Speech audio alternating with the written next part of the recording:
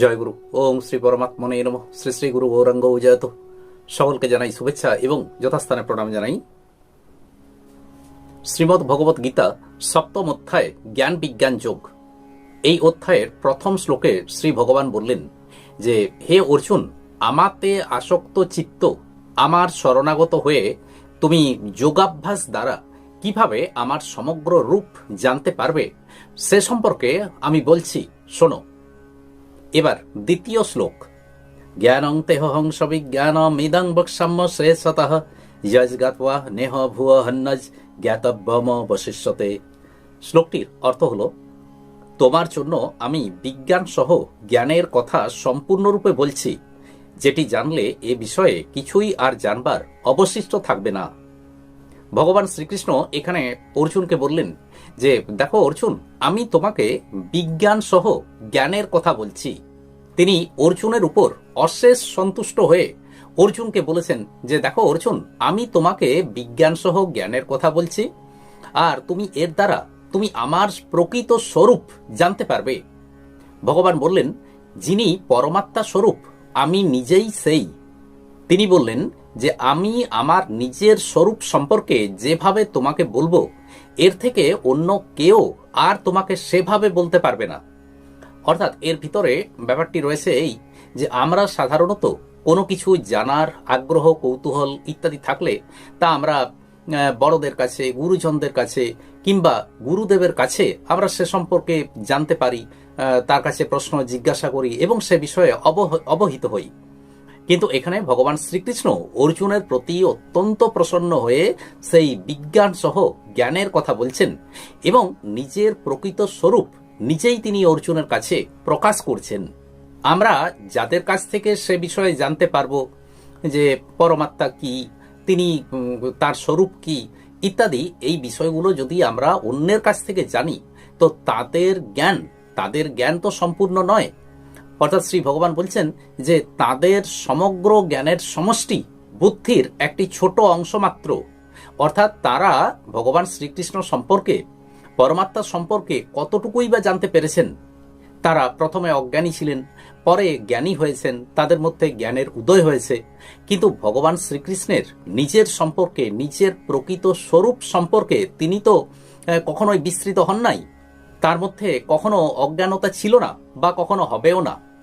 তাই ভগবান শ্রীকৃষ্ণ এখানে বলেছেন যে, অর্জুন, আমি তোমাকে সেই জ্ঞানের কথা বলবো, অর্থাৎ বিজ্ঞান সহ সেই জ্ঞানের কথা বলবো, যেটি জানার পরে আর তোমার কোনো কিছুই জানার অবশিষ্ট থাকবে না।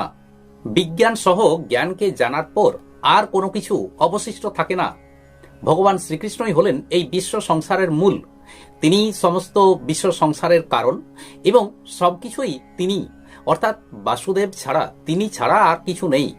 বাসুদেব সর্বম, বাসুদেব সর্বম, এটি জানার পরে আর কোনো কিছু জানার অবশিষ্ট থাকে না।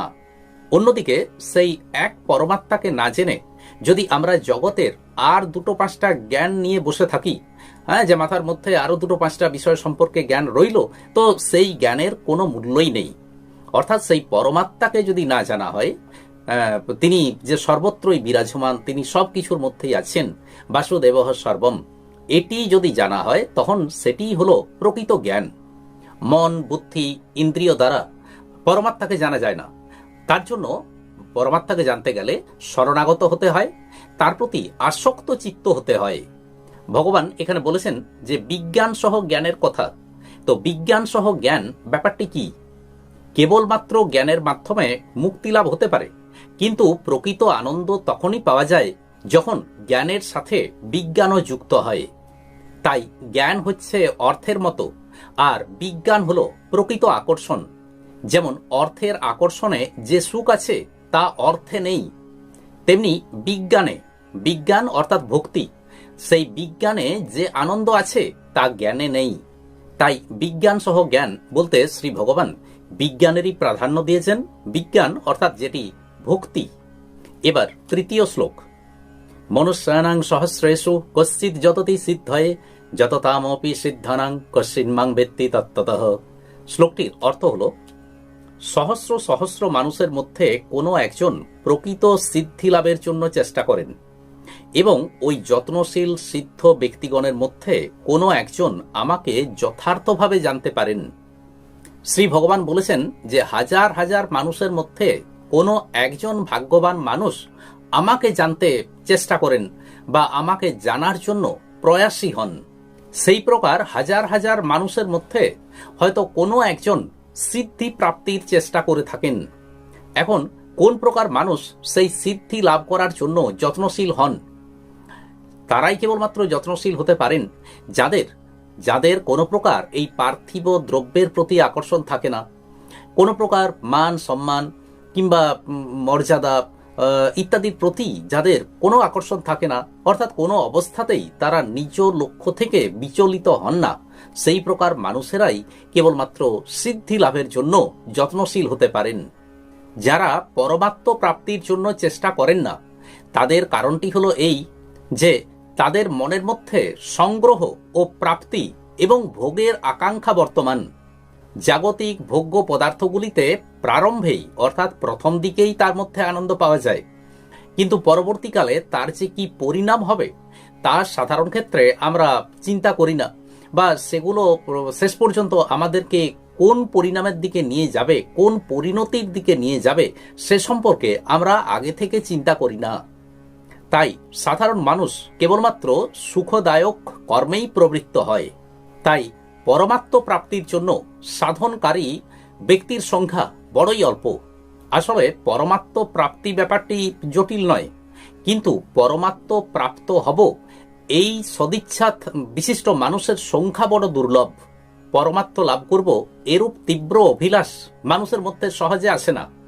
আর এই প্রকার অভিলাষ যদি একবার আসে, তখন পরমাত্মকে জানানোর দায়িত্ব শ্রী ভগবানের উপরই থাকে।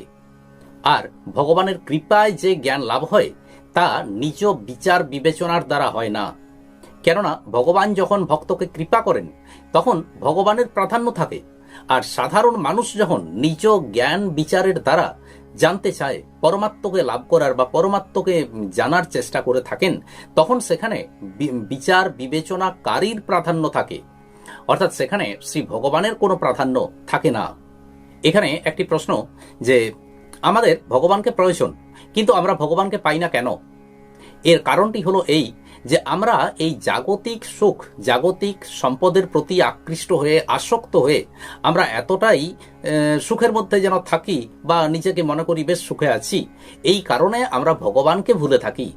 যদি আমরা এমনটা চিন্তা করি যে ভগবানকে সত্যি সত্যি আমার প্রয়োজন, তাকে ছাড়া আমি যেন শান্তিতে থাকতে পারছি না, আমার পার্থিব সম্পত্তি, পার্থিব 5টা জিনিস আছে ঠিক কথাই, কিন্তু এগুলো আমাকে প্রকৃত শান্তি দিচ্ছে না, কেবলমাত্র ভগবানকে লাভ করলেই আমি প্রকৃত শান্তি পাব, এই প্রকার মনের মধ্যে যদি আগ্রহ, অভিলাষ ইত্যাদি থাকে, তখন ভগবানকে লাভ করা, পরমাত্মকে লাভ করা অতি সহজ ব্যাপার হয়।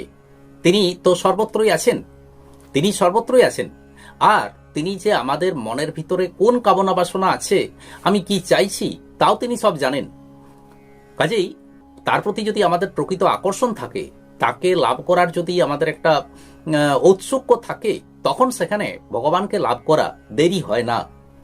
ব্যাপারটা হলো এই যে ঠিক যেমন একটা গাছকে আমি লাগালাম, কিন্তু সেই গাছটা থেকে ফল ধরতে এখন সময় লাগবে, কয়েকটা বছর হয়তো কেটে যেতে পারে, তারপর সেই গাছ থেকে আমি ফল পাবো। কিন্তু ভগবান তো সর্বত্রই বিরাজমান, তিনি আমাদের মনের সমস্ত ইচ্ছা, কামনা, বাসনা সবকিছুই তিনি জানেন, সবকিছুরই হিসাব রাখছেন। আমরাই প্রকৃতপক্ষে ভগবানের প্রতি আমরা বিমুখ হয়ে আছি, আর সেই কারণেই আমরা ভগবানকে পাই না। আজ এই পর্যন্তই। আসুন এবার সেই ভগবানের মহামন্ত্র জপ করি। হরে কৃষ্ণ কৃষ্ণ কৃষ্ণ হরে হরে, হরে রাম রাম রাম হরে হরে। নমস্কার।